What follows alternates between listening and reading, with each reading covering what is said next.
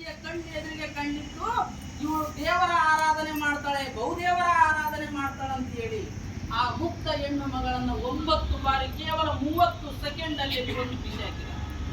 ಹಾಗಾಗಿ ಬಂಧುಗಳೇ, 80% ಇರುವಂತ ಹಿಂದೂಗಳು ನಾವು ಪ್ರತಿಭಟನೆ ಮಾಡಬಾರ್ದು. ಯಾಕಂದ್ರೆ ಅಕ್ಷರಶಃ ಇವತ್ತು ಅವರು ಈ ಜಾಗದ ಕೂಡಬೇಕಿತ್ತು. ಹಿಂದೂ ಸಮಾಜ ಸ್ವಾಭಿಮಾನದಿಂದ, ಸಂಘಟಿತರಿಂದ, ಶಕ್ತಿಶಾಲಿಯಾಗಿ, ಸ್ವಾಭಿಮಾನಿಯಾಗಿ ಅವರಿಗೆ ಅದರದೇ ರೀತಿಯಲ್ಲಿ ಉತ್ತರ ಕೊಟ್ಟಿದ್ರೆ ಇವತ್ತು ನಾವು ಇಲ್ಲಿ ಕೂಡ ಪರಿಸ್ಥಿತಿ ಬರ್ತಿರ್ಲಿಲ್ಲ. ಅವ್ರು ಬರ್ತಿದ್ರು, ಯಾರು ಈ ದೇಶದಲ್ಲಿ ಅಲ್ಪಸಂಖ್ಯಾತರು ಅಂತೇಳಿ ಬಾಯಿ ಬಡ್ಕೊಂಡು ಕುಂತಿದ್ರು ರಾಜಕಾರಣಿಗಳು, ಸಿದ್ದರಾಮಯ್ಯನಂತವರು, ಅವ್ರು ಬಂದು ಕೂಡ್ಬೇಕಾಗಿತ್ತು. ದುರ್ದೈವ ಇದು. ಆದ್ರೂ ಕಾಲ ಮಿಂಚಿಲ್ಲ ಬಂಧುಗಳೇ.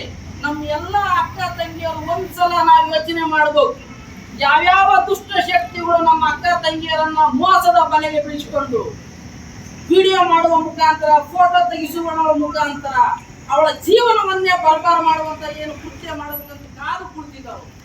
ಅವರಿಗೆ ಉತ್ತರ ಕೊಡುವಂತ ಹೆಣ್ಣು ಮಕ್ಕಳ ಶಕ್ತಿ ಜಾಸ್ತಿ ಆಗ್ತದೆ. ಶಕ್ತಿ ಯೋಜನೆ ತಂದಿದ್ದಾರೆ. ಪುಕ್ಷಟ್ಟೆ ಗ್ಯಾರಂಟಿ ತಂದಿದ್ದಾರೆ. ಪುಕ್ಷಟ್ಟೆ ಗ್ಯಾರಂಟಿಯಲ್ಲಿ 6ನೇ ಗ್ಯಾರಂಟಿ ಇರೋದು ಮುಕ್ತ ಹಿಂದೂ ಹೆಣ್ಣು ಮಕ್ಕಳ ಕೊಲೆ. ಇದೇ ನೇಹ ಹಿರೇಮಠದ. ಇವತ್ತು ನಾವು ಯಾವ ಗ್ಯಾರಂಟಿ ಸಲುವಾಗಿ ಯಾವ ಶಕ್ತಿಯನ್ನು